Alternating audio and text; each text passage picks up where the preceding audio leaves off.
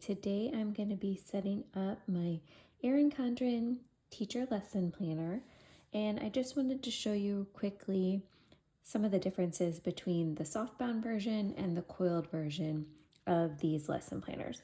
So right here you can see I have my 8x10 softbound right on top, and then underneath I have the 8.5x11 coiled version of the lesson planner. So there's not a lot of size difference page-wise, but you can see from the top there's quite a bit of difference in the thickness, and then the coil also adds quite a bit of size to the planner. Inside, these are both the vertical layout of the lesson planners, so they look very similar. I'll open it up and show you here. So here is the coiled version, and then this is the first page of the softbound. And when we turn the page, you have that about me page and classroom events and volunteers, and this is pretty much the same in the coiled version. So there's just a little bit of a size difference on the pages there. Okay, moving on to the next part, we have the communication log. This is the same in the coiled version. And after that, we have our year at a glance page. Same. So you can see the biggest difference is just, a slight size difference. If you have bigger handwriting or something that you might need the larger size, slightly more writing room, but basically a lot of it is the same. So here's the 12 boxes. Again, they are very similar sizes, just slightly larger on the coiled version. Then we go into the bell schedule. It's the same. Spending summary is next. Very similar here.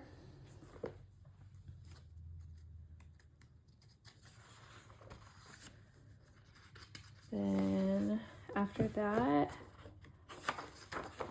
we've got some notes pages. So there is an extra set of notes pages here in the coiled version that are not in the softbound planner. It just goes straight to that July dashboard right here. And on the coiled version, when I turn the page here, now I have the same pages. So there are some extra notes pages in that version. So then we've got our July calendar. Same in this one. You can see I did a few little test writing things in here. And then we go into our weekly spreads, which look very much the same between the two. Here is a week that I started writing some activities. I did use some old stickers in here. So these are actually the subject labels that you can order from Erin Condren. And so there's kind of a close-up of how those look. You can pick the colors that you would like for them out of all of the Erin Condren colorways, and you can customize the text on these, and then they come, in a large sheet that has several of the labels. Now, the bad thing about this is that you can see they don't exactly fit the shape of the boxes there. So they're not exactly the same shape. They don't exactly cover all the lines. So that kind of drove me a little bit crazy. They do have different sizes. So this is the vertical layout. So I did order the vertical layout subject stickers, and then there are differently sized ones for the horizontal layout, but they also do not fit exactly in the boxes. You can also see in the coiled planner, you do get a bookmark that clips in onto the coil. So That is one thing that you do not get with the softbound version. In the softbound version, instead of that style of bookmark, you have a ribbon bookmark that you can use to mark your place. So you don't get the Erin Condren bookmark that comes standard with like the life planner and things like that, like this. So basically, you know, all the weekly planning pages look the same, but when you come to the end of the Coiled planner, that's where some things are different. So when I got this planner, I did add the productivity pages. So this is how the productivity add-on looks. It has some lined sections here, a little checklist, and then a blank box, and then a graph paper on the other side, or dot grid, I mean. So I was able to add all these pages on that layout here. And then after that, we have the checklist pages. So at the end of the Softbound planner, you don't have the option to have any add-ons. So it does come with some lined pages here at the end. And then it goes into your checklist pages. And that is the end of this planner. So on the Coiled version, you have your checklist pages. You can see I have several of those. And then right after that, it goes into the stickers. So you have your stickers. There are 4 sheets of stickers. So this one, these that fit the subject headers, and then these that you can use to mark different events and things. Then it also has a pocket folder at the back. There's pockets on both sides here. And then it does include these holiday stickers that you can use on the months. And these are kind of customized for teachers. So you can see some things here that would be more for teachers, like Read Across America Day, Groundhog Day, Children's Dental Health Month. Lots of things that teachers might want to mark in their planners. So this does not come with the Softbound version.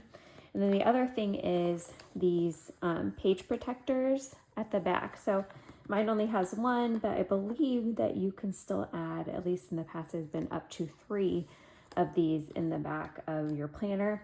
And I do always really like that because it's nice to keep important papers here and in the folder.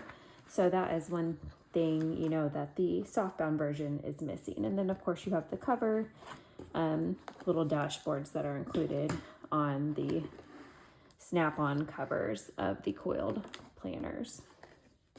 But I did decide this year, just because of space, that I am going to be using the Softbound version. I just think it's so much more compact and lightweight to carry around with me. I can fit all the plans that I need in this Softbound version. So today I'm going to be setting that up and getting it ready for the school year. All right, so the first thing in here is to write your name. And I do typically just use a name sticker on my planners, but on this teacher planner, I don't care as much about it. So I am just gonna write in my name. And I do also have a co-teacher that I share my classroom with. So I'm gonna write both of our names here.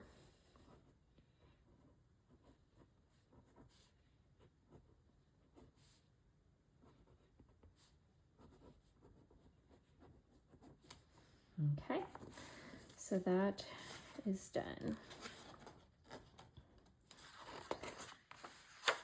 All right, for right now, I am not going to fill out any of this section, but it is nice to keep track of some things.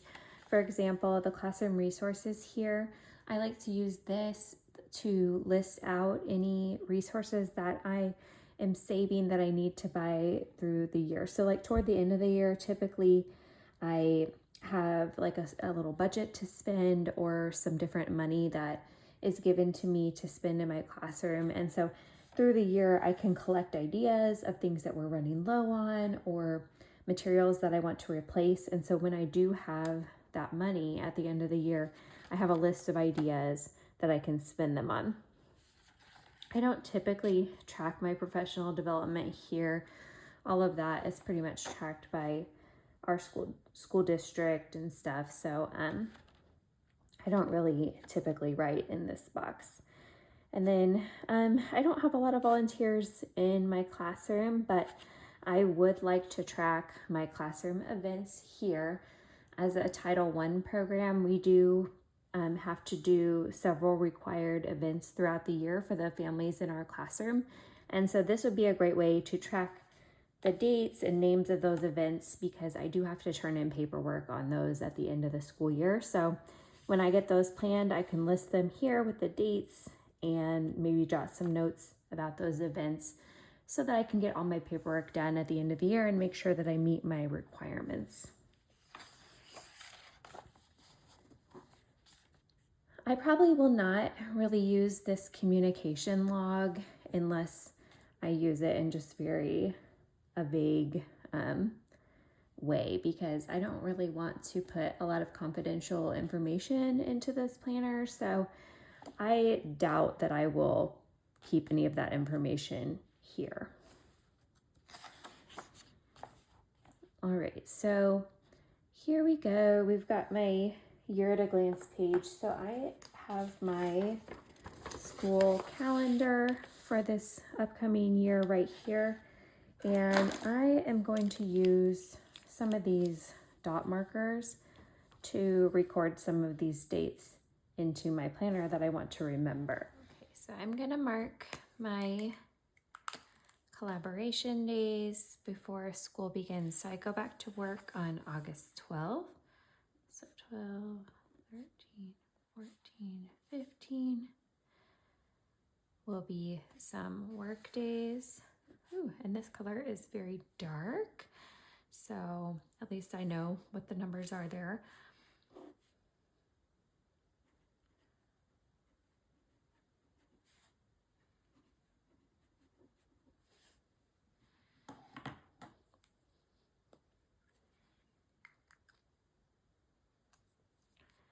I guess I better mark the 18th for that too, because I do not do Jumpstart Day in my program.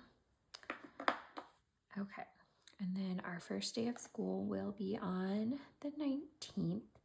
So I think that I will use this yellow to mark the first day. So I'm just making a little key here.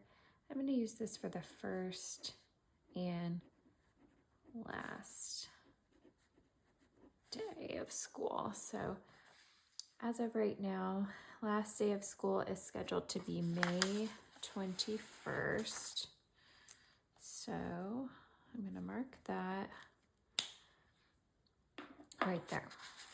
And then I'm going to pick a color to be the days that we have off. I think I will do this blue. Let me do a little test to make sure that will work. Okay.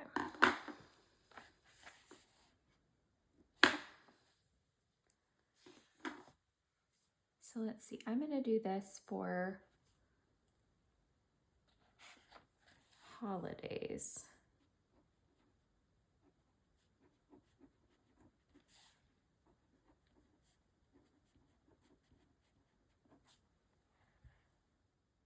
And then I'm going to do a different color for the collaboration days where teachers do have to work.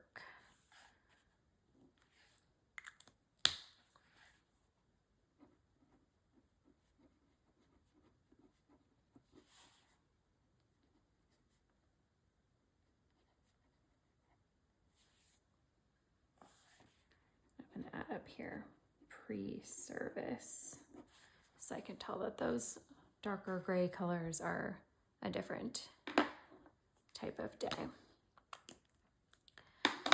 Okay, so September 22nd, oh, actually September 1st will be a holiday with no school, but we will have a collaboration day on September 22nd. So then we go to October. Oh, I'm gonna need one for early release, so I'm gonna add this purple color, and that will be early release. Okay, so we have an early release on October 9th.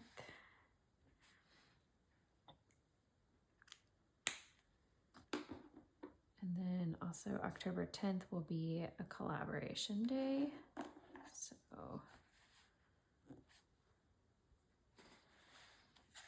then November 4th, another collaboration day. And November 14th, collaboration day. Let's see, I'm also going to use this to mark conferences. So our conferences will be on this week right here.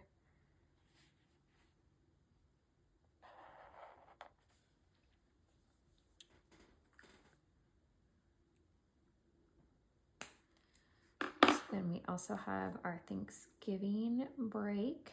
So that will be no school days on November 26th through 28th, 26, 27, 28.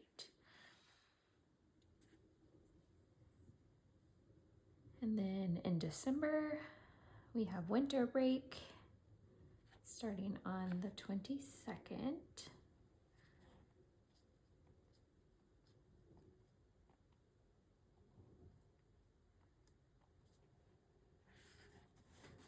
And then that goes through January 1st.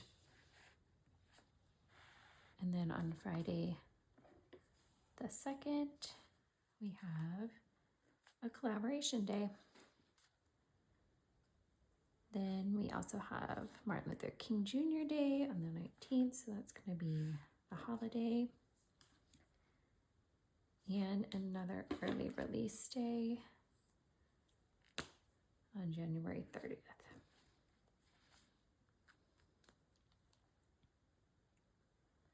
We also see that February 26th will be an early release, so I'm going to go ahead and mark that.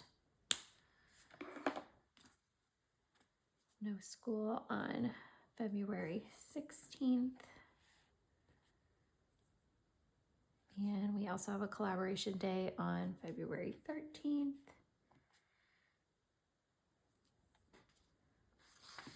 So March 6th, no school for a collaboration day. And that is the end of Parent-Teacher Conference Week. So marking that.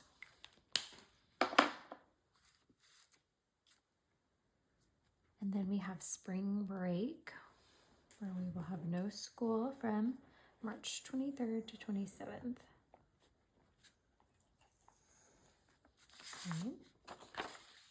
Okay. Then we move on to April. All we have then is an early release day on the 10th. And May, I already marked the last day of school. Then we will have a collaboration day the next day. And we have some makeup snow days if needed. So I think I might just circle those days in case we have to make them up. So looks like this could be 22nd, 26th, 27th, 28th.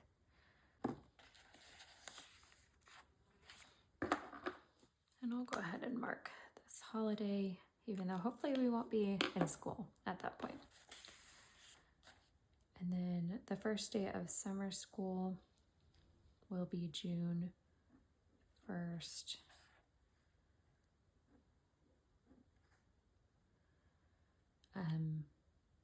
But these dates are not necessarily the dates that I would teach preschool summer school, so I'm not going to worry too much about those, but I will know that that means summer school. And I will just write right here, snow makeup days. All right. So that's all for that. Okay, now I am to my 12 box page, and I would like to set this up to include all the months so that I can record my students' birthdays in here. And then I think I will also probably record some of those events that happen during the school year, any major events that I need to remember. And I think that I would like to do this in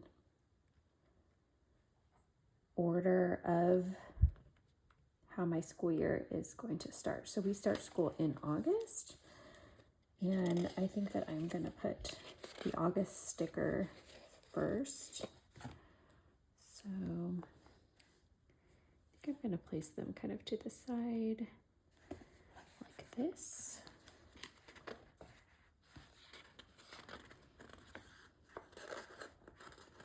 I can't believe that it is almost time to go back to school.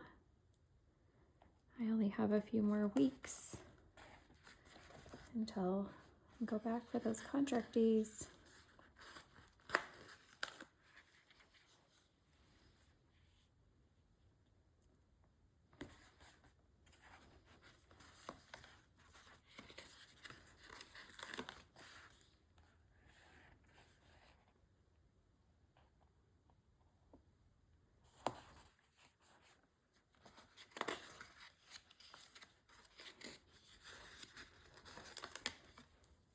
And so I'm getting these months out of this, one of the monthly sticker books from Erin Condren. So this is just one of the old ones that obviously I never used a lot of the stickers. I sometimes use a few of them for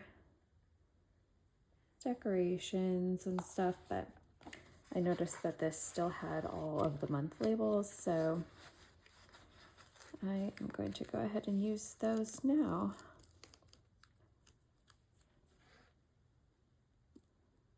I do like how these are shiny and very cute.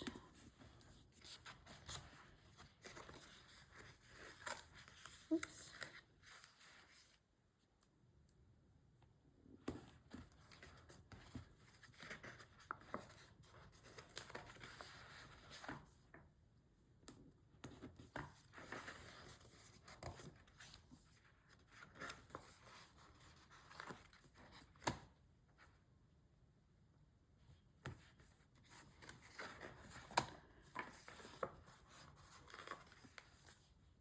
Okay.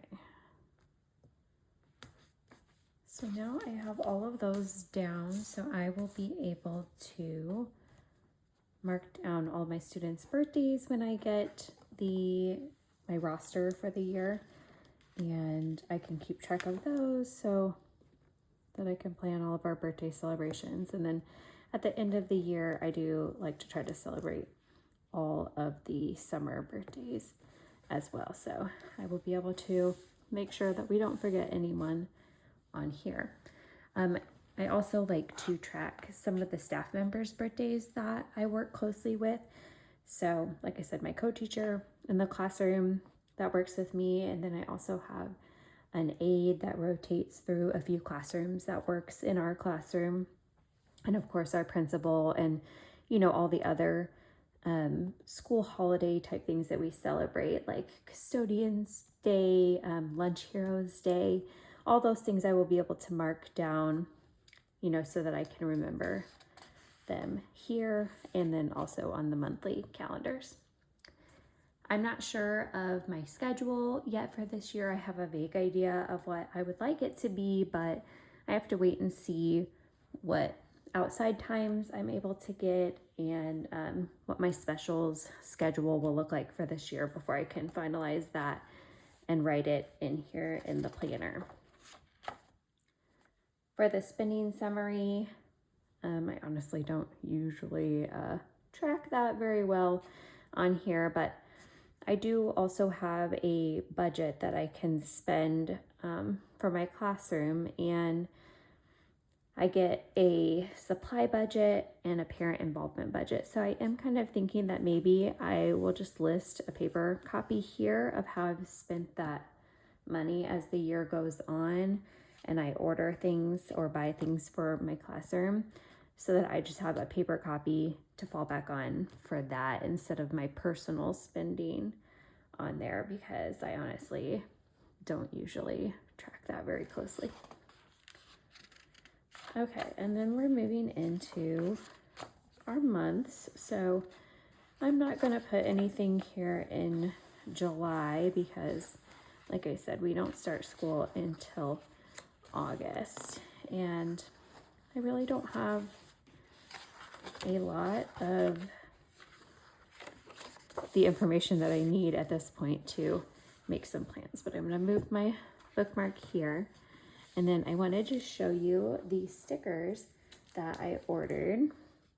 So I went ahead and ordered some subject stickers this year. Instead of getting them from Erin Condren, I ordered them from Etsy from Hip Digi Chick. And so these are her teacher subject headers. So you can order them in, she has like a ton of different color options. So I went ahead and just did the Erin Condren monthly colors, and I ordered a sheet in every color so that I could just match the months and put the labels down for each of the months. So you can see that she made those match each month of the year. And then she also, so these are sized for the Softbound vertical. So you can see they are the correct shape and size for this actual planner. Unlike those Erin Condren ones that I showed you in the coiled version, that were not the correct size. So here's how they looked. But I like how these fit and look much better. So I'll put some in to show you, but I do also have a set of hers that are sized for the vertical coiled version too. And so you can see that those are a much better match than the Erin Condren version. So just an option for you if you would like to order something like that for your planner and you care more about them fitting into these boxes.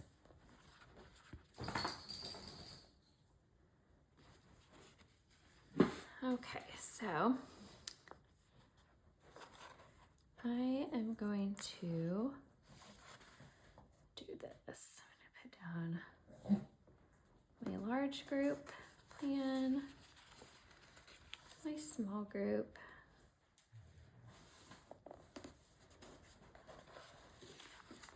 my planning and recall. I do teach preschool and we use the high scope curriculum. So we have all the children plan where they are going to work and what they're going to do during their free play time each day.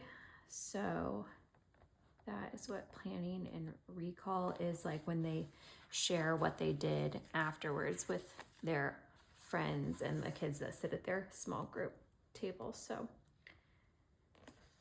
these are the headings that I chose to go with our curriculum and the things that I need to plan most for my classroom. So large group, small group, planning a recall, story time, just things that I need to prep for the day, and then any special notes that I like to keep. Sometimes we write down some attendance notes and things like that there.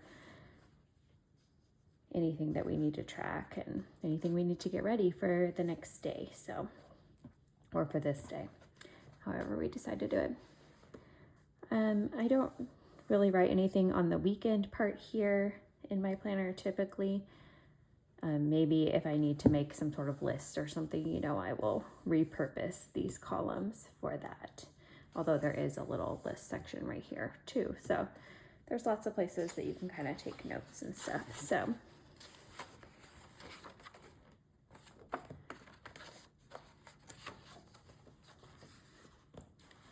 I guess I will have to go back and fill in these parts here after I know more about what's going to be going on. I haven't received any back to school information from our principal yet, so I don't really know, you know, how those collaboration days and stuff are going to look before school starts. I know we will have a day where we have orientations with our families and they come in to meet us. So I will need to use this to do some planning for that and get some of those dates down when I have more of an idea of what's going to be going on during those days. And so really that's all I need to set up now. Might go through and add a few more of those stickers, but I will decide how I'm going to use the checklist and the notes pages later. These are the main parts of the planner that I need to set up for now. So I hope you guys enjoyed watching this video. Please like the video and subscribe to my channel if you haven't already. And I would love to see you at the next video. Thanks.